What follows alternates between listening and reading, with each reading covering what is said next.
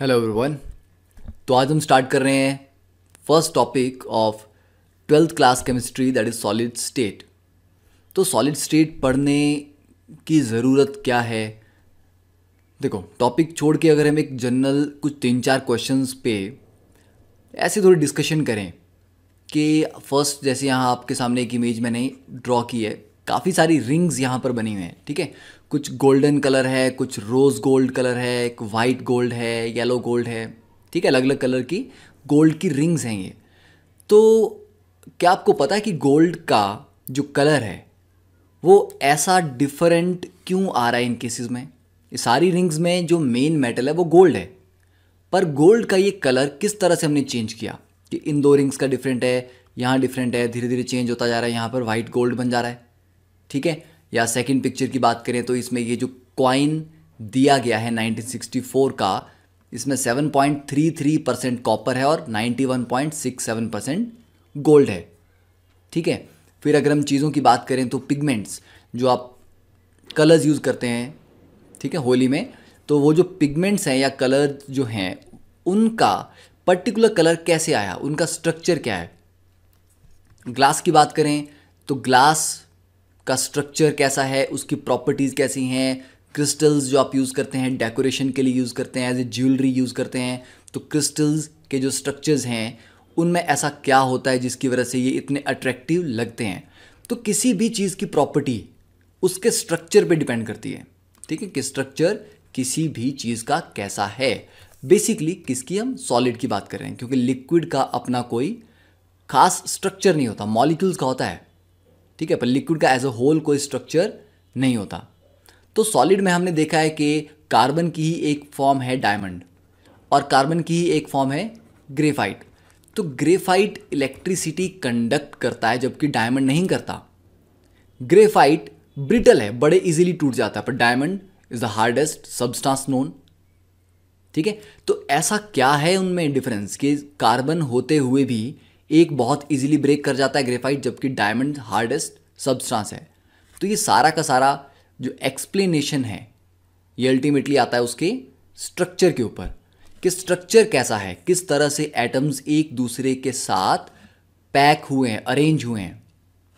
तो इसका मतलब हुआ कि ये सारी जो प्रॉपर्टीज़ हैं, कंडक्टिविटी की बात करें या रिजिडिटी है, हार्डनेस है, ये सारी की सारी चीज़ें अल्टीमेटली उसके स्ट्रक्चर पे डिपेंड करती हैं, ठीक है, कि सॉलिड में उसका स्ट्रक्चर कैसा है, पार्टिकल्स किस तरह से माइक्रोस्कोपिक लेवल पे अरेंज हुए हैं, उनको चेंज करने से क्या हो सकता है, सेमीकंडक्टर्स कैसे बन सकते हैं, उनकी कंडक्टिविटी कैसे चेंज की जा सकती है। ओके, तो अब देखें कि an understanding of the chemistry of compounds in the solid state is central to the study of many important inorganic materials. आप जो फ्लैश ड्राइव यूज़ करते हो, पेन ड्राइव यूज़ करते हो ना, और आजकल काफ़ी बच्चों को पता होगा कि लैपटॉप्स में हार्ड डिस्क की जगह, रोटेटिंग हार्ड डिस्क की जगह सॉलिड स्टेट ड्राइव्स आ गई हैं, ठीक है, जिसको हम एसएसडी बोलते हैं, और एसएसडी काफ़ी एक्सपेंसिव है।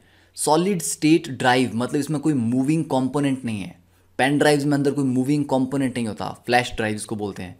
तो बेसिकली वो सॉलिड स्टेट की ही स्टडी से बनी हैं चीज़ें, ये सारी जो डेवलपमेंट्स हो रही हैं, ठीक है। तो ये ऑर्गेनिक मटेरियल्स हैं, तो उनकी स्टडी, उनके डेवलपमेंट जो है वो सारा सॉलिड स्टेट के अंडर ही कहीं ना कहीं हम पढ़ेंगे। और बात करते हैं कि अलॉयज़ की, alloy metals, metal salts, inorganic pigments, जो आपको मैंने कलर्स बताए होली में यूज़ करते हैं ना, different different colours, nano materials हैं। आपको पता है कि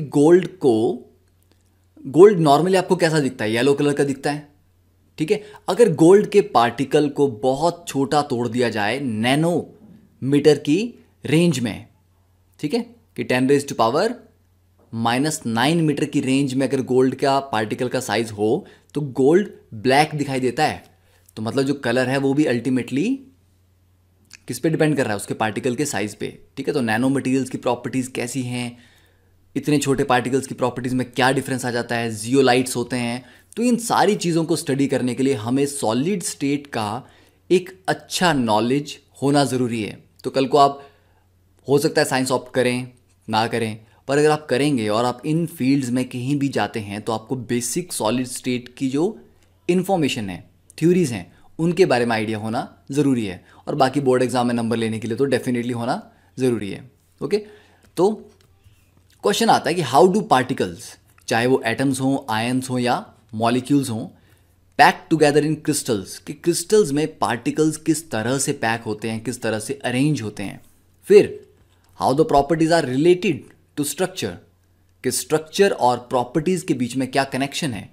अगर हम स्ट्रक्चर चेंज करेंगे तो कौन सी प्रॉपर्टी किस तरह से चेंज होगी, अगर हमें इसका आइडिया मिल जाए तो हम ये समझ सकते हैं कि इस तरह की प्रॉपर्टी लाने के लिए स्ट्रक्चर में इस तरह के चेंजेस करने पड़ेंगे, तो नए मटेरियल्स डेवलप किए जा सकते हैं।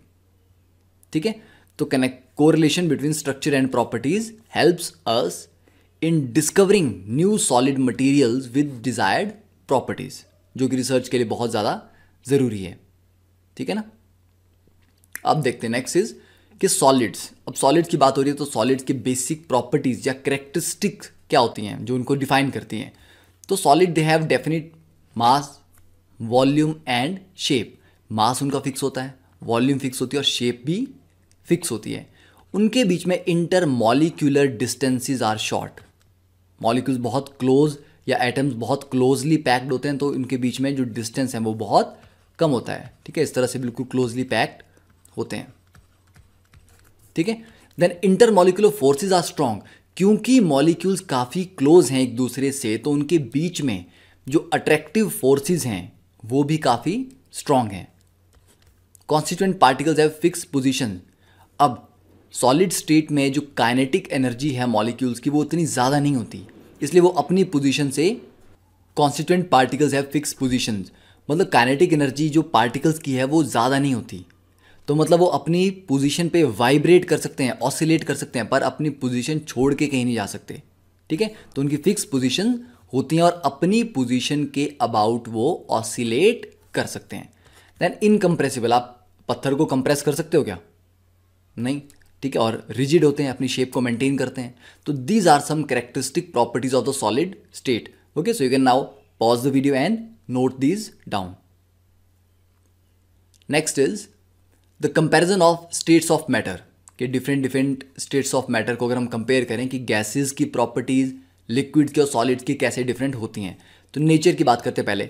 मोशन ऑफ पार्टिकल्स, गैसेस में काइनेटिक एनर्जी रिलेटिवली ज़्यादा होती है, मॉलिक्यूल्स दूर दूर होते हैं और रैंडमली अलग अलग डायरेक्शन में मूव कर रहे हैं, तो रैंडम मोशन है, randomly moving and no fix location of particles. Liquid में रैंडमनेस थोड़ी कम हो जाती है, तो random motion is possible but less than that in gases. तो गैसेस से कम रैंडमनेस है उनमें।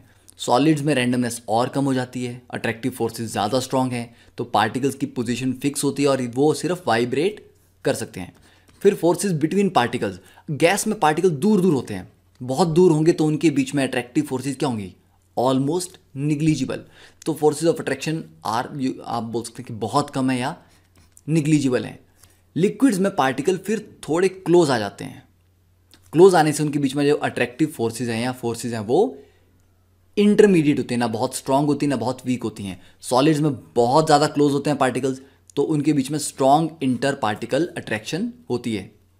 सेपरेशन, गैसेस में सेपरेशन लार्ज होती है, लिक्विड में स्मॉल होती है, और सॉलिड में separation is close to zero, मतलब बिल्कुल चिपके होते हैं आपस में एटम्स या मॉलिक्यूल्स। देन वॉल्यूम, गैसेस की कोई फिक्स वॉल्यूम नहीं होती, कोई फिक्स शेप नहीं होती। लिक्विड्स कोई फिक्स शेप नहीं होती है पर यस फिक्स्ड वॉल्यूम होती है। सॉलिड की शेप भी फिक्स होती है और वॉल्यूम भी फिक्स होती है। Then response to external changes, बाहर से आप प्रेशर अप्लाई करो तो गैस क्या हो जाएगी? कंप्रेस हो जाती है। प्रेशर कम कर दो तो एक्सपैंड कर जाती है। तो कंप्रेशन और एक्सपेंशन गैसेस में हो सकता है। ठीक है, हीट कैपेसिटीज डिपेंड करती हैं, वेरी करती है ना, सीपी सीवी थर्मोडायनेमिक्स में पढ़ा आपने। लिक्विड की बात करें तो लिक्विड में कंप्रेशन जनरली होता नहीं है, ये बहुत स्मॉल एक्सटेंट का कंप्रेशन या एक्सपेंशन हो सकता है। ठीक है, हीट कैपेसिटी ऑलमोस्ट कांस्टेंट रहती है, और सॉलिड्स में जो कंप्रेशन है या एक्सपेंशन है वो सबसे कम होता है और कांस्टेंट हीट कैपेसिटी होती है। तो these are the properties of different states of matter. Okay, so you can also note this down, पर मुझे लगता नहीं कि इसकी ज़रूरत है क्योंकि आपने ये जूनियर क्लासेस में ये चीज़ें तो ऑलरेडी पढ़ रखी हैं। So moving on to the next one is the types of solids, कि अब सॉलिड्स को हमने क्लासीफाई करना है कि सॉलिड सॉलिड तो ठीक है, बहुत कुछ सॉलिड है, पर क्या सॉलिड को भी कैटेगराइज किया जा सकता है? यस।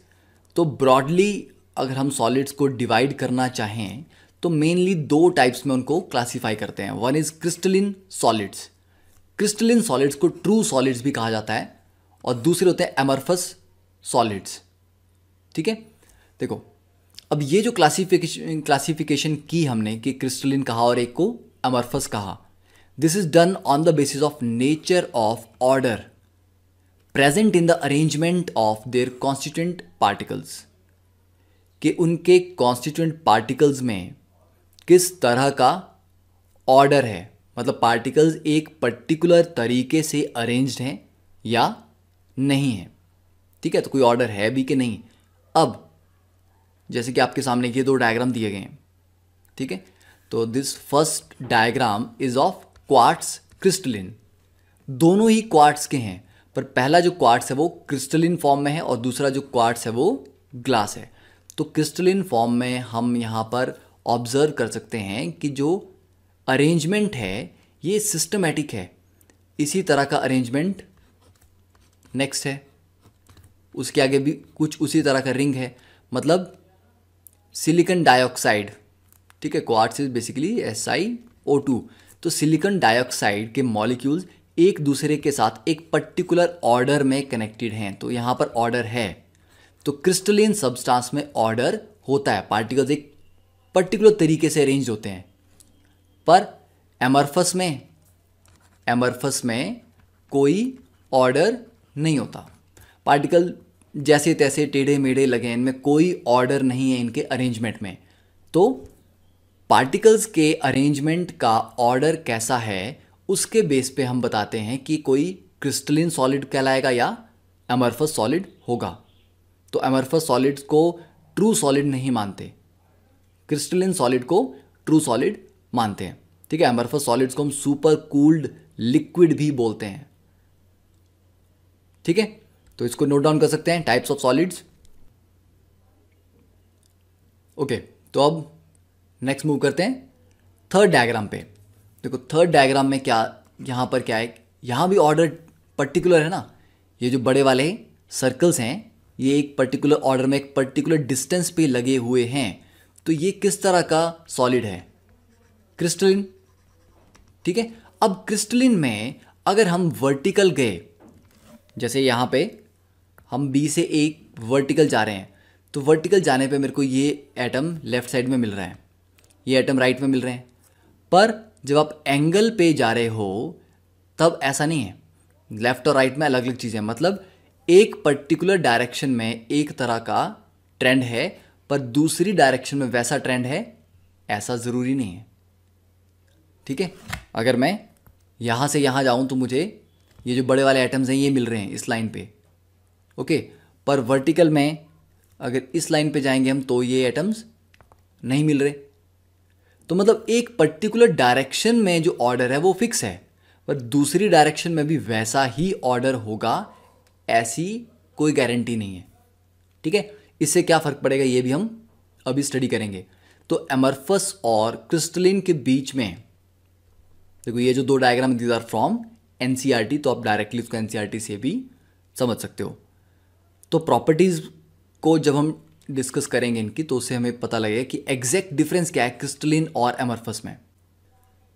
तो देखो क्रिस्टलिन में क्या होता है, जो कॉन्स्टिट्यूएंट पार्टिकल्स हैं, ठीक है, क्रिस्टलिन में जो कॉन्स्टिट्यूएंट पार्टिकल्स हैं, चाहे वो आयंस हो, एटम्स हो या मॉलिक्यूल्स हो, एक पर्टिकुलर अरेंजमेंट में रखे गए होते हैं।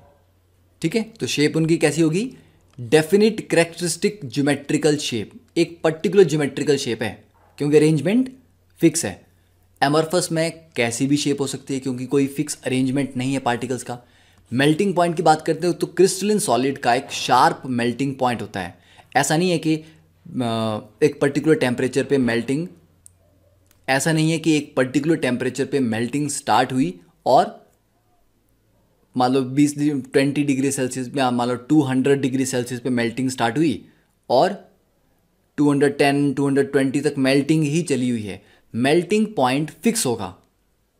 जैसे आइस 0 डिग्री सेल्सियस पे मेल्ट हो जाती है। ऐसा नहीं है कि 0 से लेके 4 डिग्री के बीच में मेल्ट होती रहेगी, ठीक है। तो they melt at a sharp and characteristic temperature. Fix है, आइस का अगर मेल्टिंग पॉइंट 0 डिग्री सेल्सियस है 1 एटमॉस्फेयर प्रेशर पे, तो वो इंडिया के किसी भी कॉर्नर में, वर्ल्ड के किसी कॉर्नर में आप जाओगे, वो मेल्टिंग पॉइंट उतना ही होगा। तो शार्प होता है और फिक्स होता है उस पर्टिकुलर स्ट्रक्चर के लिए। पर एमरफस में क्या होता है, they gradually soften over a range of temperature. मतलब हीट करने पे धीरे धीरे सॉफ्ट होते जाते हैं, मतलब सॉलिड जो है वो सॉफ्ट होता जाएगा, धीरे धीरे लिक्विड में कन्वर्ट होगा। ऐसा नहीं कि एक पर्टिकुलर टेम्परेचर पे आते ही वो मेल्ट कर जाएगा। They have a range of temperature जिस पे वो मेल्ट करते हैं, ठीक है। इसको हम यहाँ पर ग्राफ से भी समझ सकते हैं। देखो, now this is the cooling curve, ठीक है, टेम्परेचर वर्सेस टाइम। तो कूलिंग कर्व ले सकते हो और हीटिंग कर्व भी समझ सकते हो, उसको दोनों चीज़ें हो सकती हैं। अब अभी यहाँ पर ये किस में है, ये लिक्विड ओनली रीजन है। This is liquid only, okay. तो जैसे जैसे टेम्परेचर कम कर रहे हैं, लिक्विड क्या होगा, सॉलिडिफाई होगा। तो लिक्विड जब सॉलिड में कन्वर्ट होता है तो इस पर्टिकुलर टेम्परेचर पे, अब इस पॉइंट पे सॉलिडिफिकेशन स्टार्ट हुई, टेम्परेचर यही रहेगा। देखो टेम्परेचर फिक्स हो गया ना, this temperature is the freezing point. इस टेम्परेचर पे लिक्विड सॉलिडिफाई हो रहा है, तो ये जो रेंज आ जाएगी ये क्या है, ट्रांजिशन, ठीक है ना। अब पानी जब आइस बनता है तो ऐसा तो है नहीं कि 1 सेकंड में बन जाएगा, आइस बनने में टाइम लगता है। पर आइस बनती 0 डिग्री सेल्सियस पे है, तो टेम्परेचर फिक्स है, पर बनने में तो टाइम लगेगा। तो ये ट्रांजिशन होगी, पर ये ट्रांजिशन एक फिक्स टेम्परेचर पे होगी। फिर इस पॉइंट पे आइस बन गई, ठीक है। अब ये क्या है, सारा ये सॉलिड है। तो ये लिक्विड था, ये ट्रांजिशन है और ये सॉलिड है। एमरफस में क्या है, जो लिक्विड है, आप बोल सकते हैं कि ये वाला जो फर्स्ट पार्ट है कर्व का, ये लिक्विड है। कहीं यहाँ जैसे से आप बोल सकते हैं कि ट्रांजिशन स्टार्ट होगी। अब लिक्विड ये धीरे धीरे सॉलिडिफाई हो रहा है, तो कोई टेम्परेचर वेरी कर रहा है, यहाँ डिफरेंट है टेम्परेचर, यहाँ डिफरेंट है, यहाँ डिफरेंट है, तो टेम्परेचर फिक्स नहीं हुआ ट्रांजिशन में। तो ये वाला जो एरिया, इसको हम बोल सकते हैं ट्रांजिशन। कहाँ से, लिक्विड से सॉलिड का ट्रांजिशन। इस पॉइंट पे ट्रांजिशन कंप्लीट हुआ और यहाँ से अब ये सॉलिड है। तो मतलब इसका जो फ्रीजिंग पॉइंट है या मेल्टिंग पॉइंट है वो फिक्स नहीं है, वो over a range of temperature होता है, ठीक है। तो मेल्टिंग पॉइंट डिफाइन कर दिया हमने, over a range of temperature है। देन क्लीवेज, घर पे कभी क्रिस्टल पड़ा हो, कभी कोई क्रिस्टल आपने देखा और उसको आप तोड़ते हैं, ठीक है, या गिर के कोई क्रिस्टल टूट जाता है, तो उसके जो एजेस बनते हैं ना, सरफेस बनता है, वो बिल्कुल स्मूथ होता है, ठीक है। When cut with a sharp edged tool they split into 2 pieces and the newly generated surfaces are plane and smooth, ठीक है ना। ये आप यहाँ देख सकते हो कि ये जो स्टार्टिंग में डायग्राम देखे थे, ठीक है, इस डायग्राम में, तो ये जो क्रिस्टल के सारे फेस होते हैं ना, इसको अगर आप तोड़ दोगे तो जो नया सरफेस बनेगा वो नया सरफेस एकदम स्मूथ होगा, ठीक है। एमरफस को अगर आप ब्रेक करते हैं तो एमरफस के जो सरफेस जनरेट होते हैं तोड़ने के बाद वो स्मूथ नहीं होते।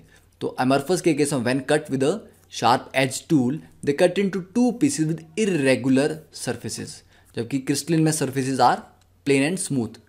हीट ऑफ फ्यूजन, तो इनकी जो हीट ऑफ फ्यूजन है, मतलब मेल्ट करने के लिए जो हीट रिक्वायर्ड है, उसकी एक फिक्स वैल्यू होती है। एमरफस में कोई डेफिनेट हीट ऑफ फ्यूजन नहीं होती। Anisotropic, crystalline are anisotropic. Anisotropic का मतलब क्या है, they have different properties in different directions, ठीक है। अब आपको लगेगा कि ये तो बिल्कुल उल्टा हो गया कि क्रिस्टलिन में तो आपने कहा कि ऑर्डर सेम ऑर्डर है, तो उसका तो मतलब होना चाहिए कि किसी भी डायरेक्शन में जाओ प्रॉपर्टी सेम, नहीं, ऑर्डर सेम है। तो जब मैंने कहा आपको कि यहाँ पे जब मैं सीधा जा रहा हूँ तो मुझे ये वाले एटम्स मिल रहे हैं, किसी और डायरेक्शन में जाऊँगा तो नहीं मिलेंगे, क्योंकि इनका ऑर्डर सीधे चलने का है, इस एंगल में चलने का नहीं है, ठीक है। तो मतलब एनिसोट्रॉपिक होने का मतलब हुआ कि उनकी जो प्रॉपर्टीज़ हैं, जैसे मैकेनिकल स्ट्रेंथ की बात करें, रिफ्रैक्टिव इंडेक्स है, कंडक्टेंस है, वो अलग अलग डायरेक्शन में अलग अलग होती हैं। तो एनिसोट्रॉपिक का मतलब है different properties in different directions, ठीक है, लिख सकते हो different properties in different directions. Amorphous में आइसोट्रोपिक होती हैं प्रॉपर्टीज, मतलब same properties in all directions, किसी भी डायरेक्शन में जाओ, क्योंकि रैंडम अरेंजमेंट है ना मॉलिक्यूल्स का कोई फिक्स अरेंजमेंट तो है नहीं, ठीक है, रैंडमली है, तो किसी भी डायरेक्शन में जाओ तो सेम प्रॉपर्टी मिल जाएगी। तो they have same property in different directions. सोचने में थोड़ा अटपटा लगता है, पर दिस इज ट्रू। जैसे आप समझोगे स्ट्रक्चर्स को, you will understand. Nature crystalline को ट्रू सॉलिड बोलते हैं, जबकि एमरफस को सूडो, मतलब नकली, सूडो सॉलिड्स और सुपर कूल्ड लिक्विड्स बोलते हैं। और क्रिस्टलिन में जितने दूर तक चले जाओ, जो ऑर्डर है वो वैसा ही रहता है। जिस तरीके से एटम्स या मॉलिक्यूल्स या आयंस अरेंज्ड हैं, उसी तरीके से अरेंज रहेंगे लॉन्ग रेंज तक, ठीक है। जितना बड़ा या छोटा क्रिस्टल हो, लॉन्ग रेंज तक ऑर्डर सेम है, तो लॉन्ग रेंज ऑर्डर रहता है। एमरफस में क्या होता है, हो सकता है ऑर्डर कहीं तुम्हें दिखाई दे, पर वो बहुत शॉर्ट रेंज में होगा। थोड़ा और आगे जाओगे तो ऑर्डर वो मेंटेन नहीं कर पाएंगे। तो शॉर्ट रेंज ऑर्डर होता है एमरफस में, लॉन्ग रेंज ऑर्डर होता है क्रिस्टलिन में, ठीक है। तो ये हो गए। तो ये जो टेबल है ये डायरेक्टली एनसीईआरटी से नोट डाउन कर सकते हैं। अब एक और पॉइंट इसमें पढ़ते हैं कि crystals can be generated. Crystals बनते कैसे हैं? जब आपने लैब में एक्सपेरिमेंट किए होंगे तो क्रिस्टल्स जब बनाते हैं तो एक सैचुरेटेड सॉल्यूशन होता है जिसको धीरे धीरे कूल किया जाता है। तो crystals can be generated by cooling liquid slowly, ठीक है, स्लोली धोली उसको कूल करना है, एंड इन कंट्रोल्ड कंडीशंस। ऐसा नहीं कि बाहर प्रेशर टेम्परेचर वेरी कर रहा है, फ्लक्चुएट कर रहा है, कंट्रोल्ड कंडीशंस होनी चाहिए, कोई डिस्टर्बेंस नहीं होनी चाहिए। Structure of the crystal is dependent on these condition. तो कितने स्लोली आप उसको कूल कर रहे हो, सराउंडिंग की कंडीशंस कैसी हैं, उन पे डिपेंड करता है कि स्ट्रक्चर कैसा बनेगा। तो इसका मतलब है एक ही सब्सटेंस दो अलग अलग कंडीशन में अगर उसका क्रिस्टल बनाया जाए तो दोनों क्रिस्टल्स के स्ट्रक्चर अलग होंगे, ठीक है। तो same substance can have different crystalline structures in different conditions. और ये जो प्रॉपर्टी है this is known as polymorphism, कि same substance can have different crystalline structures in different conditions, ठीक है। तो ये पॉलीमॉर्फिज्म, तो उसको भी आगे हम पढ़ेंगे कि क्या क्या पॉलीमॉर्फ्स बनते हैं। पर अगर हम एमरफस की बात करें तो when a liquid is suddenly cooled amorphous solid will result, ठीक है। लिक्विड को सडनली कूल किया जाता है, ठंडा किया जाता है, तो एमरफस सॉलिड बनता है। क्रिस्टलिन में स्लोली कूल किया जाता है। तो प्रॉपर्टीज का डिफरेंस क्लियर है, you can note it down, pause करके वीडियो